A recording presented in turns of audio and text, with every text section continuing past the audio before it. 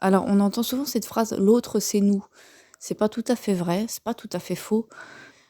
Donc les choses ne sont pas si simples que ça. C'est pas tout blanc, c'est pas tout noir.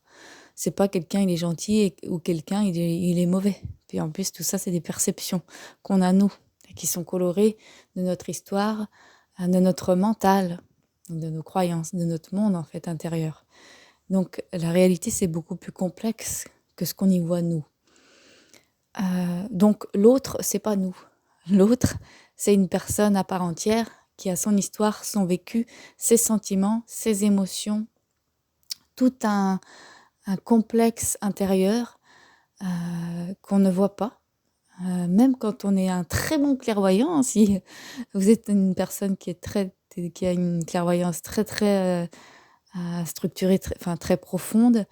Je dis clairvoyant, mais c'est clair-informant, c'est la même chose. Oui, on utilise beaucoup le terme clair-informant maintenant, mais c'est la même chose. Donc même dans ces cas-là, ben, en fait, le monde de la personne, vous pouvez pas le voir entièrement. Mais l'autre, c'est nous, dans le sens où lui aussi, il a des émotions, il a des sentiments, il a toute sa structure, en fait. Mais il y a pas une personne comme l'autre, en fait. Et donc, on ne peut pas changer l'autre. On peut amener notre histoire, on peut amener notre regard, on peut même amener notre perception de quelque chose. On peut amener des conseils, on peut conseiller. Mais on ne peut pas changer l'autre. Imaginons on conseille quelqu'un. Le conseil, faudrait qu'il prenne en compte la sensibilité de la personne, l'histoire, les envies de la personne, les besoins de la personne, on n'a pas tous les mêmes besoins, et les croyances et les peurs de la personne. En fait, il y a tout plein de choses à prendre en compte. Donc quand on conseille quelqu'un, c'est bien, il n'y a aucun problème à conseiller quelqu'un, au contraire. Puis il y a des gens en plus qui font appel, qui demandent: «Est-ce que tu peux me conseiller?» Mais simplement, il faut savoir que quand on conseille quelqu'un, elle a libre arbitre derrière, elle le prend ou pas, et elle le met en place ou pas. Mais il faut que ce soit adapté à elle. Faut jamais oublier que l'autre, il a des besoins différents des nôtres. Il peut avoir des besoins similaires, mais il sera toujours différent sur des aspects. Donc voilà, on n'a pas les mêmes désirs, on n'a pas les mêmes besoins, on n'a pas la même structure, tout simplement. Mentale, émotionnelle. Et après, on fonctionne de la même façon, dans le sens où on génère des émotions quand il y a besoin de les générer, quand elles sont là, quand il y a quelque chose qui en déclenche, qu'on a tous des croyances, parce qu'on est obligé de croire voilà, c'est la structure mentale est comme ça. S'il n'y a pas de croyance, il n'y a pas de mental et donc il n'y a pas de vie. Un humain qui n'a pas de mental, je sais même pas si on peut certainement vivre sans mental, mais je pense qu'on est soit en HP ou soit on est un légume en fait. Donc c'est pas viable. Donc voilà, il y a des choses de base comme ça qu'on a tous. Après, vous voyez, rien que dans le comportement, on est tous différents. On réagit pas aux mêmes choses de la même façon. Voilà. Donc l'autre, c'est pas nous. Il est unique. Et on peut pas changer l'autre parce que, heureusement qu'on n'a pas ce pouvoir. Il y a que lui qui peut amorcer le changement qu'il a envie de voir. Parce que nous, il y a des choses qu'on peut voir chez l'autre. On peut se dire, ça me plaît pas, j'aimerais que ça change. Mais en fait, ça convient peut-être très bien à la personne. Après, la personne est peut-être très bien avec ça. Donc, dans ces cas-là, par exemple, changer l'autre, c'est pas le respecter, en fait. Vouloir changer l'autre, c'est ne pas prendre en compte ce qu'il est. Oui, oui, ça peut être un abus de faiblesse aussi. Parce qu'il y a des personnes qui sont influençables, des personnes qui sont fragiles plus que d'autres. Et si on pousse quelqu'un à changer et qu'on ne prend pas en compte ses besoins, ses réels besoins, oui, on le met en insécurité, c'est pas du tout adapté, c'est pas du tout correct. C'est pas du respect de l'autre. Donc on ne change pas l'autre. Au mieux, on le conseille. Au mieux, par exemple, si on est clairvoyant comme moi et que la personne vient vous consulter et vous demande de l'aider, moi je suis clairvoyante énergéticienne. Quelqu'un qui vient me voir, qui vient me demander de l'aide, je ne vais pas le conseiller parce que je ne travaille pas dans le conseil, mais je vais lui dire, voilà ce que je vois dans ta structure, voilà ce qu'il y a dans ta structure, que je perçois. Voilà ce que tu me dis dans l'énergie. Puis de là, on chemine. Enfin, la personne chemine et moi je l'aide au mieux en lui donnant des clés. Mais en aucun cas, je vais changer la personne. La personne, elle va se changer, elle, avec les aides qu'elle va trouver autour d'elle. Je sais pas, moi, un nutritionniste qui va conseiller une personne qui veut perdre du poids, qui va adapter des repas par rapport à ce qu'elle a vu, les questions qu'elle lui a posées, tout ça. C'est la personne après qui va se faire ses repas, qui va manger, qui va respecter ce que la nutritionniste lui a donné à faire en fait. Mais c'est pas la nutritionniste qui change la personne. Bon, voilà, j'avais juste un petit peu envie de faire le tour de cette question-là. On ne change pas l'autre.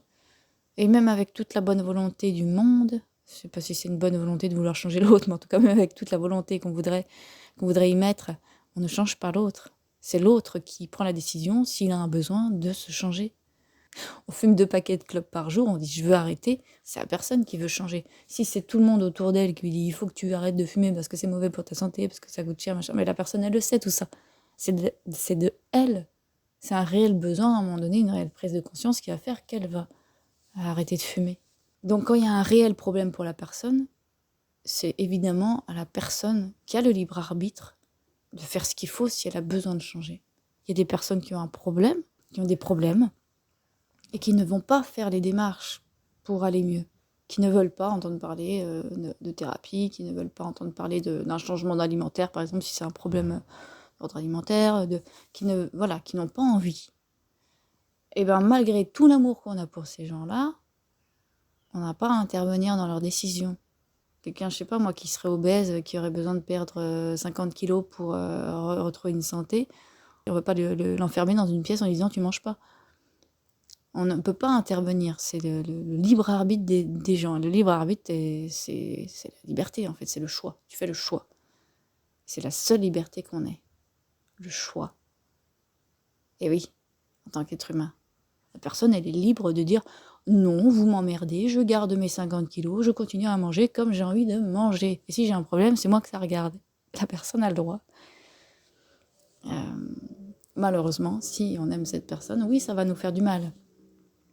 Bon, on peut être dans l'incompréhension, se dire mais bon sang, mais cette personne est complètement masochiste. Bah peut-être. Ou peut-être juste qu'elle a énormément de difficultés, énormément de peur, de blocages qui font qu'elle ne fait pas ce mouvement vers elle. Mais ça c'est pas nos problèmes. C'est pas à nous de le gérer tout ça. Et ça, c'est pas toujours évident de se le dire. C'est pas facile. Mais il faut l'accepter. Que ce soit un ami, un conjoint, il faut l'accepter. Et si c'est pas possible pour nous de continuer à avoir une personne qui se fait du mal, par exemple, on se dit mais c'est pas possible, continuer à bouffer 50 pizzas par jour, bon, c'est impossible physiologiquement, je pense, mais bah oui, mais c'est son choix et en fait, tu vas faire quoi, un caprice? On ne peut pas. Donc si c'est insupportable, on arrête de voir la personne et puis c'est tout en fait. Il n'y a pas d'autre solution. Soit on respecte la personne dans son choix de faire n'importe quoi alimentairement et continuer à rester malade. Et peut-être qu'en fait, elle est heureuse comme ça. Hein. Je dis ça comme ça, mais peut-être que la personne est heureuse comme ça parce qu'elle dit merde, moi je suis heureuse comme ça. Quand je vois le bénéfice, risque, plaisir, machin, moi en fait je garde ça.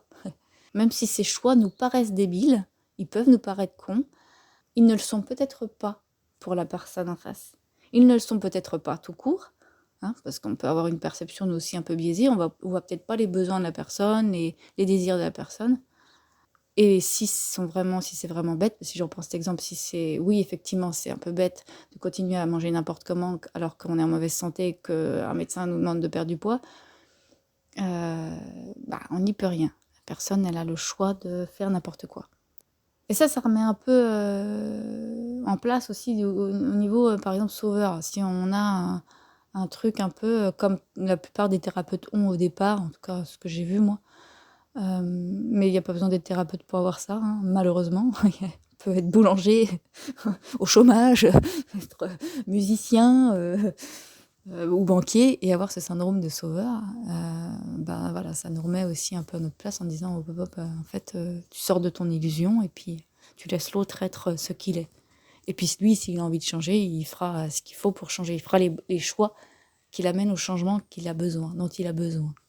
Et d'ailleurs, ce sera peut-être pas, si je reprends l'exemple de la personne qui est obèse, ce sera peut-être pas le fait de manger moins qui va. C'est peut-être pas ça dont elle a besoin, de changer son alimentation. C'est peut-être juste de changer de lieu de vie qui va faire qu'elle va se sentir mieux dans sa tête, mieux dans sa peau et reprendre une alimentation normale. Qui sait, j'en sais rien, je dis ça un exemple comme ça. C'est peut-être juste sortir d'une relation toxique qui fait que du coup elle est pas bien et donc elle comble avec l'alimentation. C'est peut-être autre chose en fait. Mais quoi qu'il en soit, voilà, on ne change pas l'autre, on ne pourra jamais changer l'autre, il faut l'accepter. Il peut y avoir un sentiment d'impuissance. C'est pas qu'on est impuissant, c'est juste qu'on se ramène à nous, en fait, à ce qui est la réalité, en fait. Au départ, oui, il peut y avoir un sentiment d'impuissance, mais c'est juste parce qu'on l'a pas encore accepté, en fait, qu'on ne change pas l'autre. Puis après, ben, ça devient normal, en fait. Voilà, c'est tout. Je voulais juste parler de ça. Ben, je vous embrasse. Je vous dis à bientôt. Prenez soin de vous et passez de bonnes fêtes de fin d'année. À bientôt.